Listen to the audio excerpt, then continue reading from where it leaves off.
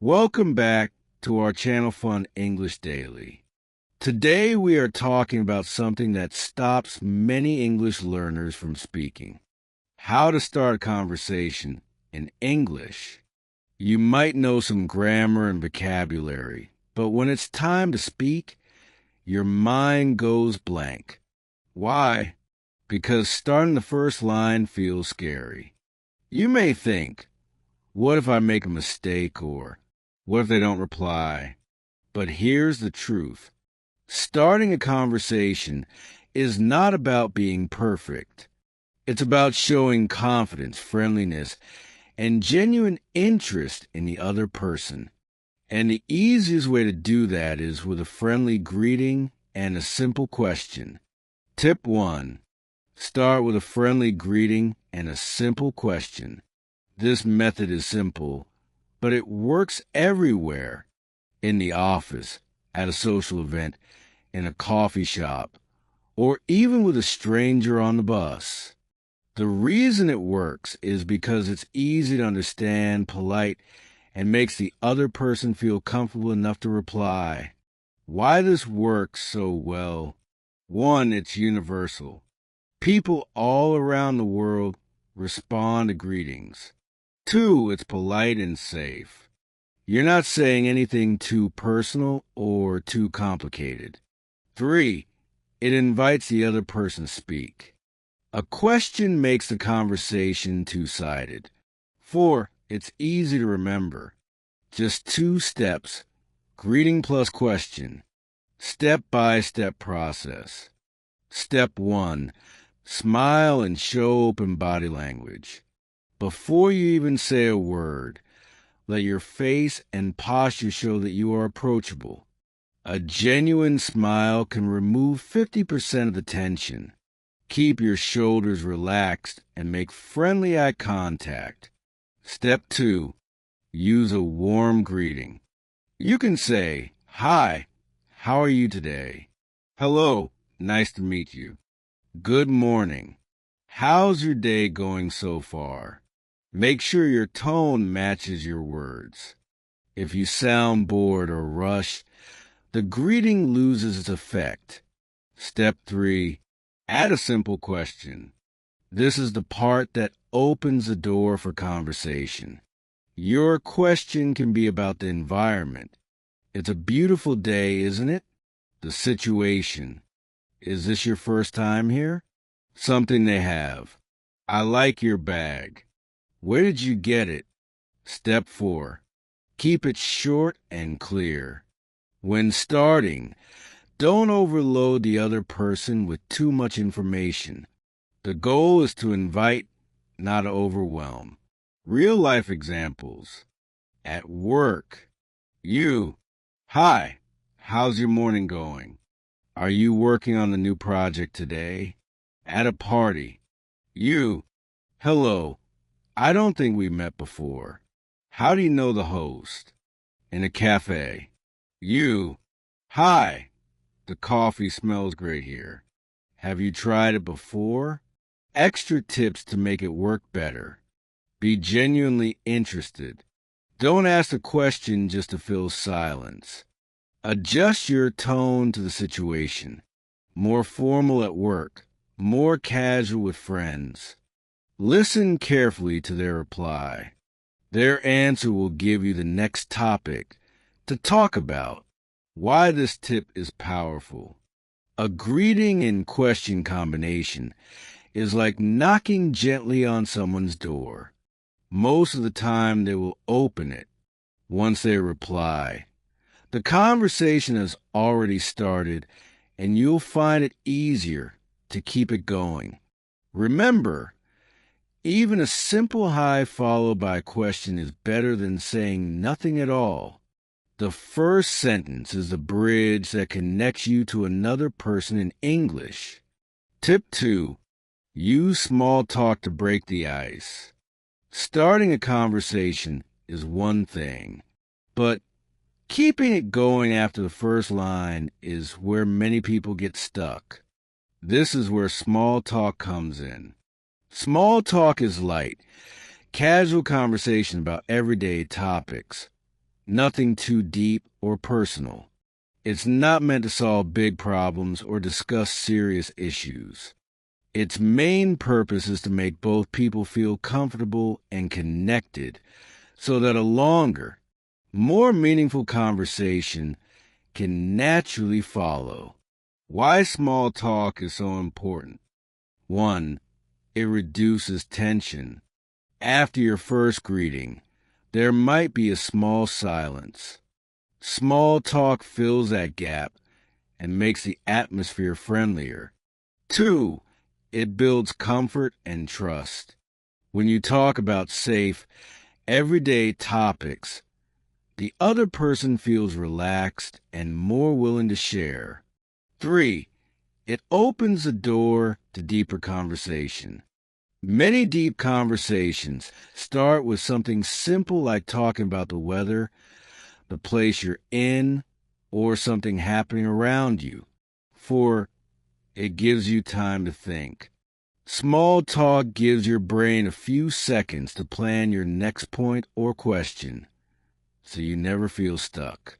How to use small talk effectively. Step 1. Choose safe topics. Pick topics that are light and non-controversial. Here are some examples. Weather. It's been raining a lot this week, hasn't it? Surroundings. This cafe has such a nice atmosphere. Events. The festival last weekend was so crowded. Did you go? Daily life. I've been trying that new bakery in town. Have you tried it yet? Step 2. Use observations. Look around and comment on something you both can see or experience. For example, at a party, the music here is really good, don't you think? At the office, looks like everyone is busy today. In a class, this chapter is a bit challenging, isn't it?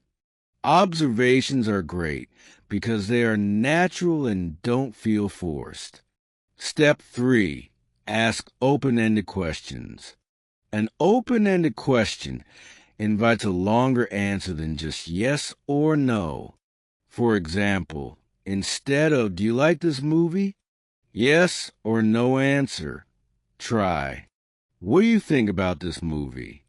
Encourages explanation. Other examples. How did you spend your weekend? What do you usually do after work? Step 4. Listen and respond naturally. Small talk isn't just about asking questions. It's about reacting to the answers. Show you are listening by nodding or smiling, saying short responses like, "Oh, really?" or "That's interesting." Asking a follow-up question based on their answer. Real-life conversation example. In a coffee shop, you, "Hi, the coffee here smells amazing." Them, "Yes, it's one of my favorite places." You, "Oh, that's great. What's your favorite drink here?" Them, "I usually get the cappuccino." You, "Nice. I might try that next time." This is simple, casual, and friendly. Exactly what small talk is meant to be. Common mistakes to avoid in small talk. 1. Jumping into serious topics too quickly. Avoid politics, religion, or very personal questions at the start. 2. Asking too many questions in a row. This can feel like an interview. Balance questions with your own small comments. 3. Only talking about yourself. A good small talk is two-sided. Show interest in the other person. The hidden power of small talk. Many people underestimate small talk, thinking it's empty conversation. But in reality, small talk is the bridge between strangers and friends, between colleagues and teammates, between a silent moment and a meaningful discussion. Smart speakers use small talk not just to fill silence, but to create a warm, safe space where deeper communication can grow. Tip 3. Find common ground to create instant connection. So far, we've talked about starting a conversation with a friendly greeting and a simple question. Once you've said hello and made some casual conversation, the next step to keep the conversation alive is to find something you and the other person have in common. When you find common ground, the conversation stops feeling like two strangers talking and starts feeling like two people connecting. This is where real comfort begins, and it's the key to building lasting friendships or strong professional relationships. Why finding common ground is so powerful. 1. It makes you more relatable. People naturally feel more comfortable with someone who shares similar interests, experiences, or opinions. 2. It creates trust. When you discover shared likes, values, or experiences, the other person feels understood. 3. It makes conversation easier. Once you find a topic you both enjoy, the conversation flows naturally without awkward pauses. For it turns small talk into real talk. Instead of staying at a surface level, nice weather, you move to deeper, more meaningful topics. Oh, you like hiking too? Which trails have you tried? How to find common ground. Step by step. Step 1. Listen actively for clues. During small talk, listen carefully to what the other person says. Look for hints about their hobbies, job, family, or recent activities. Example, if they mention, I just got back from a trip, you can ask, oh, where did you go? If they say, I'm reading a great book, you can ask, really? What's it about? Step 2. Ask follow-up questions. Follow-up questions help you explore a topic until you find something you both share. Example, I love watching movies. You, same here. What kind of movies do you like?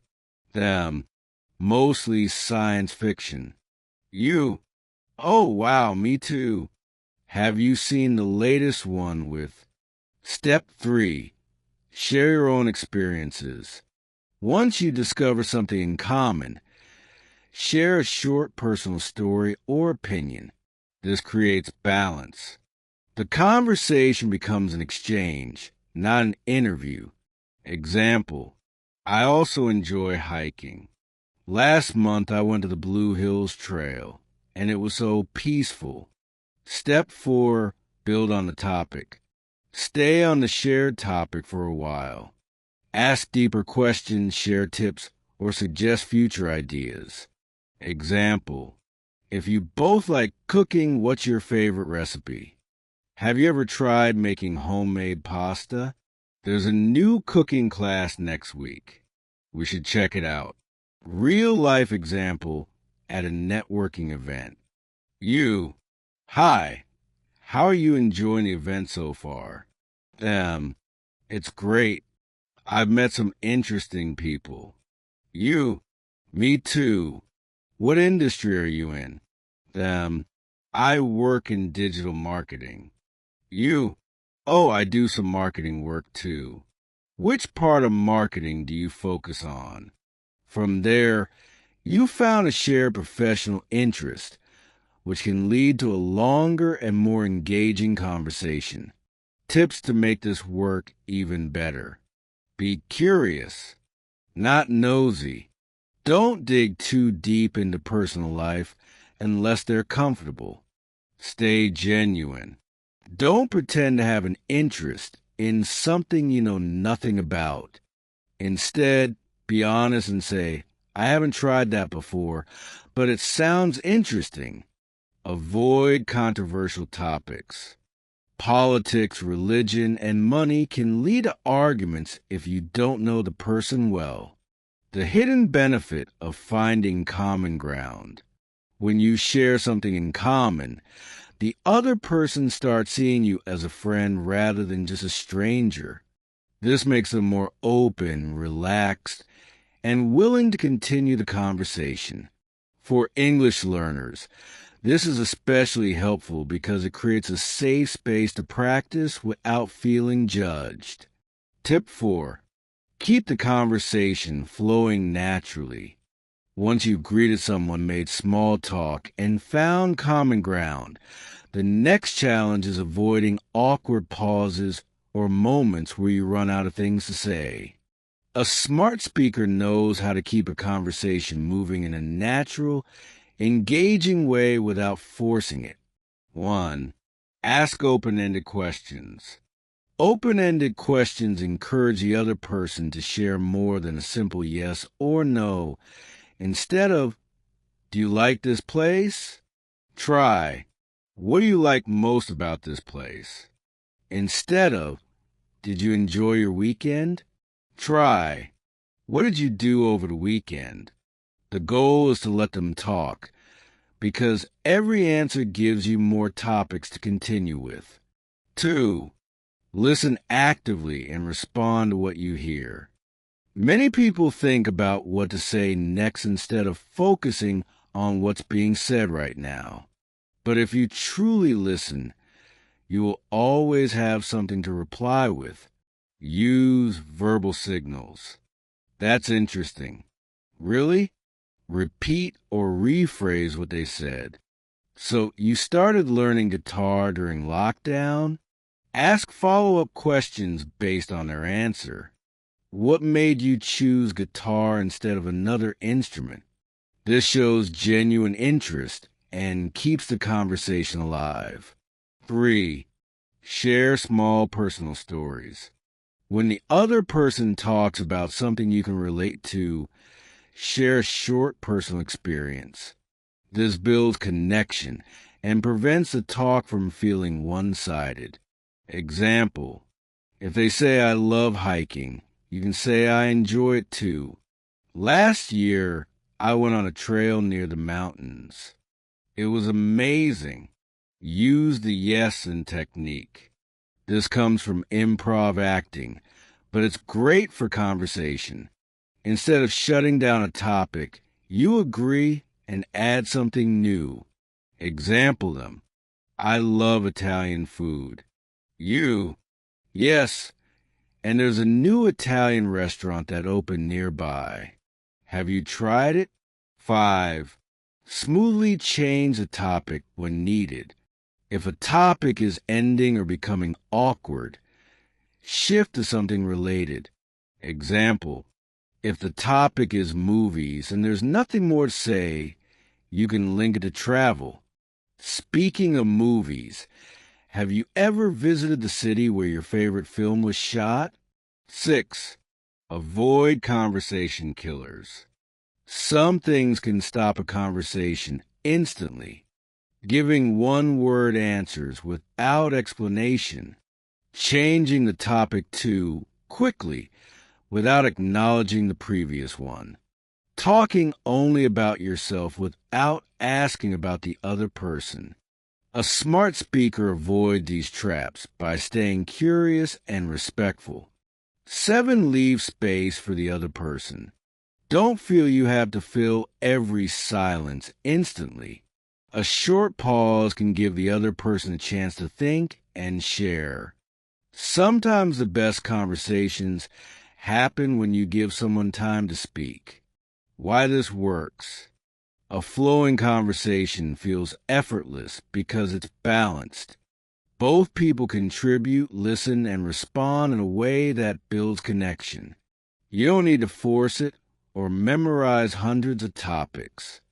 You just need to stay interested, ask the right kind of questions, share your own thoughts briefly, follow the natural rhythm. Tip 5.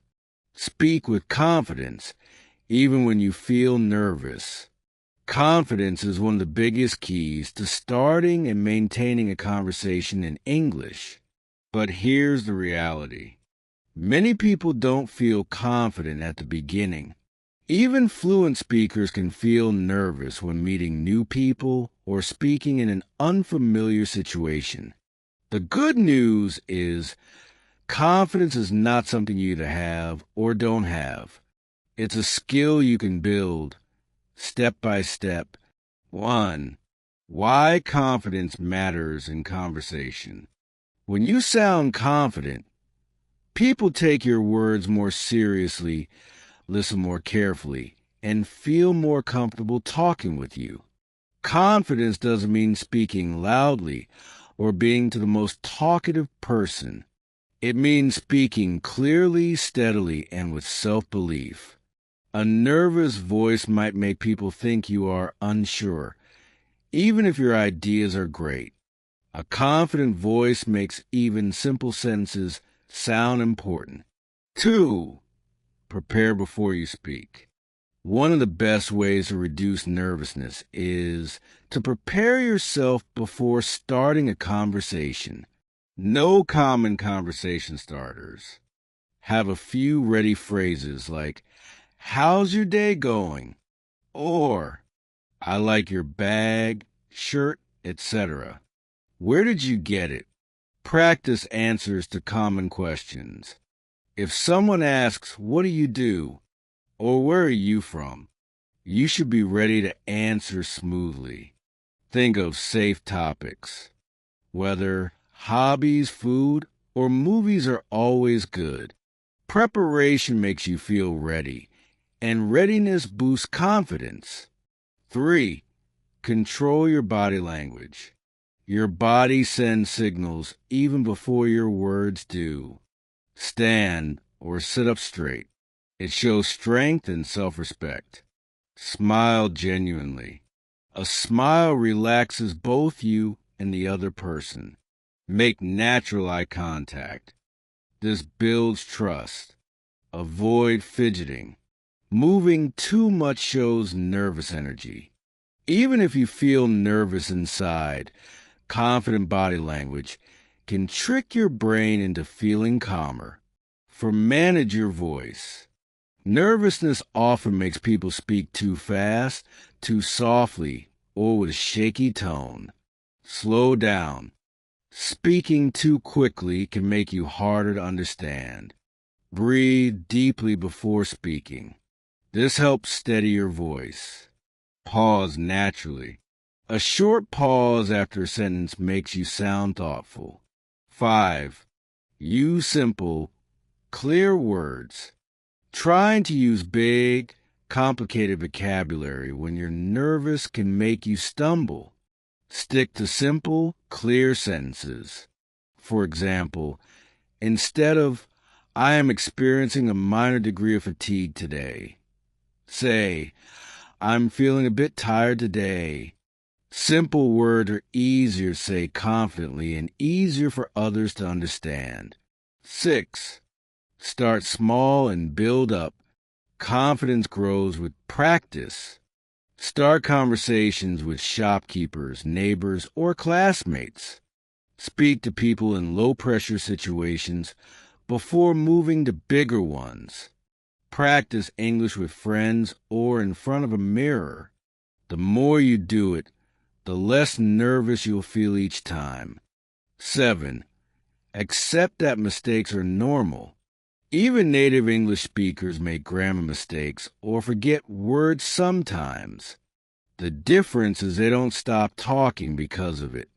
If you forget a word, use another word or explain what you mean. If you make a grammar mistake, just keep going. Most people won't even notice. Remember, confidence is not about being perfect. It's about continuing even when you're not perfect at it. Focus on the other person, not yourself. When you are nervous, you often think, "How do I sound?" or "Do they like me?"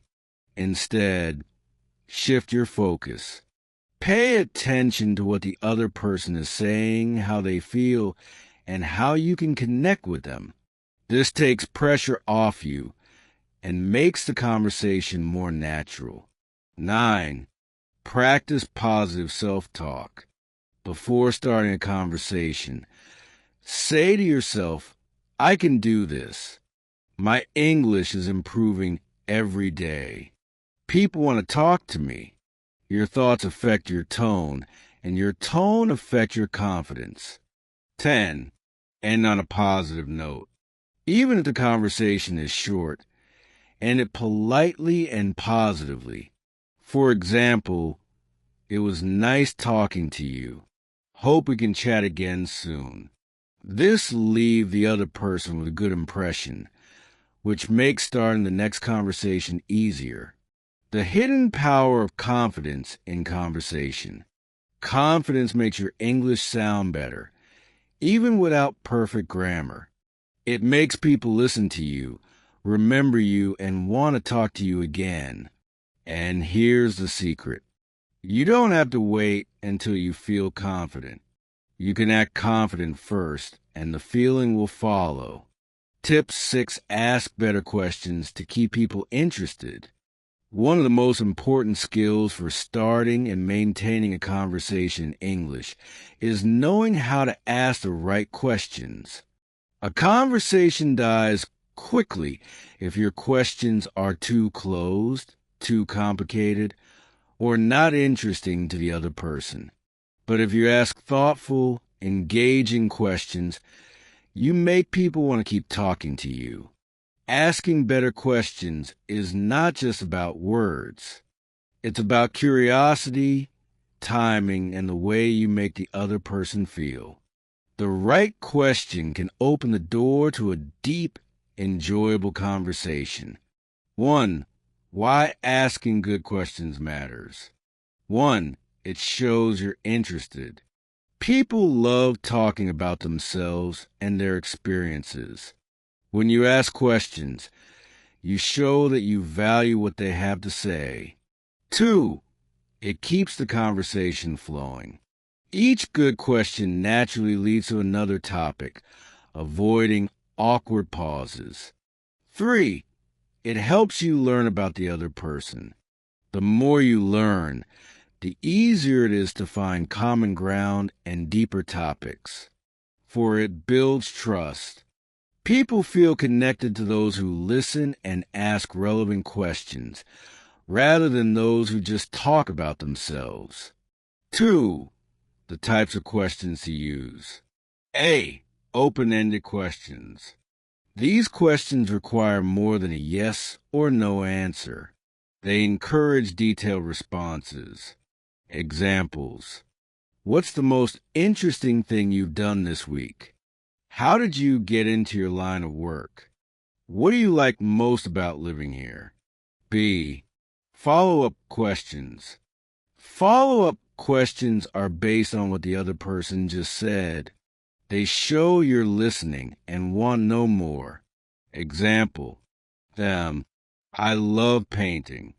You. That's amazing. What kind of things do you like to paint? C. Situational questions. These are questions about the current environment or event. Examples. Have you tried the snacks here yet? What do you think about this place? D. Opinion questions. These invite the other person to share their thoughts and feelings. Examples. What's your opinion on working from home? How do you feel about that new movie? 3. How to ask questions that don't feel like an interview. Mix comments with questions. Instead of just asking, where are you from? Say, I really like your accent. Where are you from? Avoid rapid-fire questions.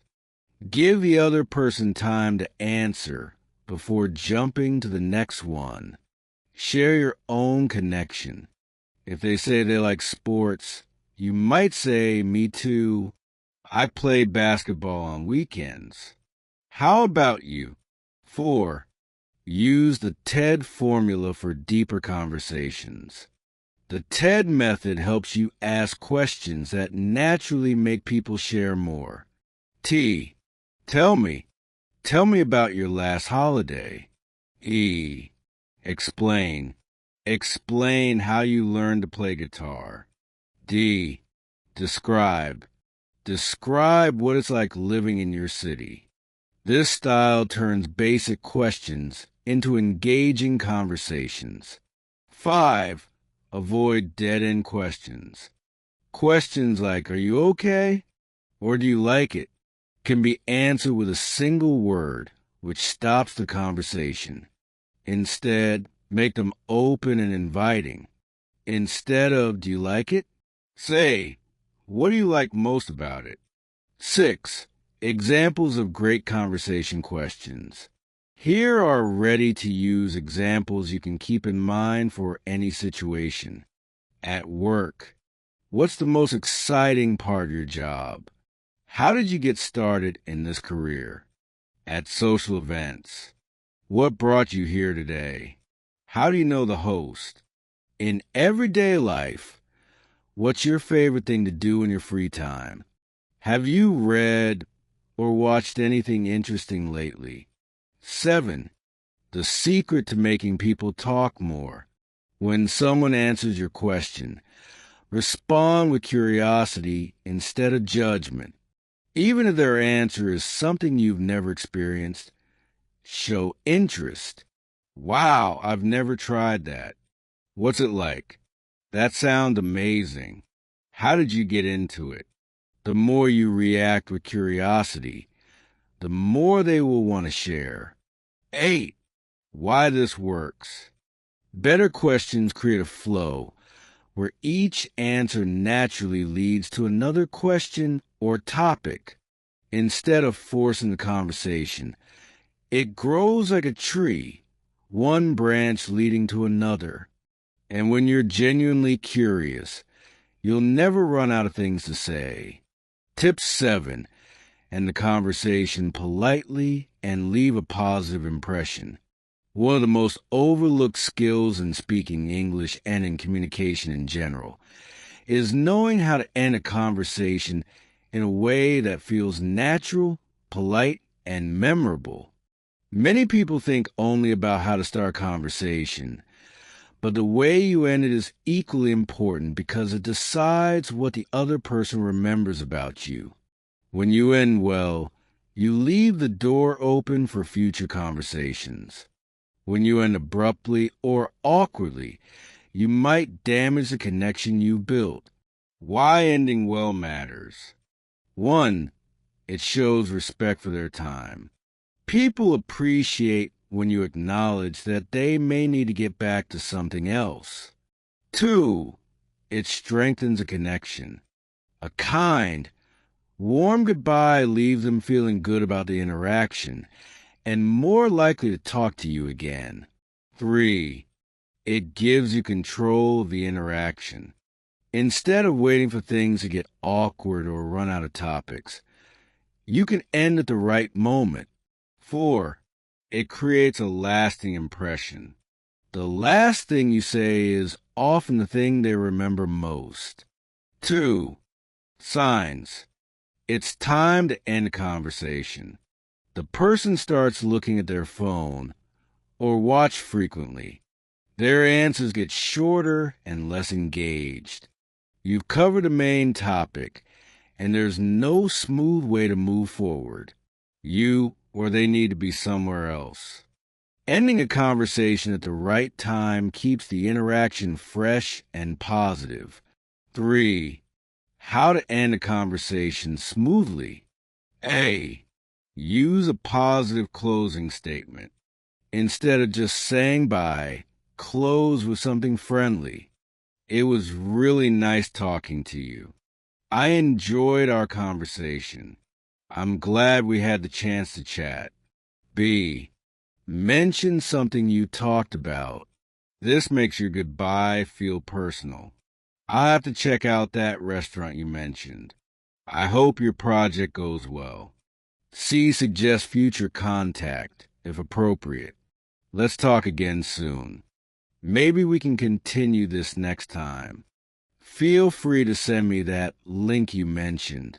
For combined gratitude with goodbye. People love being appreciated. Try ending with a thank you. "Thanks for sharing your thoughts with me. I learned something new. Thanks for taking the time to chat." 5. How to exit gracefully in different situations. At a social event, I should say hello to a few other people, but it was great meeting you. At work, I'll let you get back to your work.